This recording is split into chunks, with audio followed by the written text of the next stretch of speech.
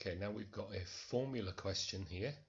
So it says insert a formula in B17. So one can exchange 1 South African rand for 5 Indian rupees. Now what a formula is, they're not expecting you to use a function, so we don't need to use sum, average or anything like that here. We actually need to do a mathematical calculation. So before we start this question, we need to understand what the mathematics is. So 1 South African rand for 5 Indian rupees. Let's have a look at the cell we're looking at. So we're looking at the formula in B17, so that's where our answer is going to be, and we're going to convert this amount into South African rand. So we're converting the 5 Indian rupees into 1 South African rand. That's our scale.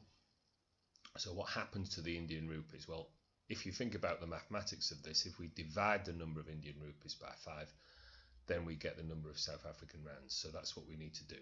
So we need to put that in there, and it's an equation, so we need to put in equals. It's a formula. So we then use the cell reference, don't type out the thing itself, and then make sure that you're then dividing it by 5. So that should give us the correct answer. Let's just press enter and see. The only problem with this answer, as you can see, is it's written in rupees, so we need to go back and look at currency.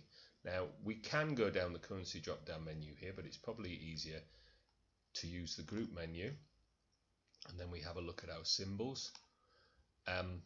Most of the time, because we're set in South Africa, rand will be near the top, so we can just press OK, and that gives us our 2 marks for this question.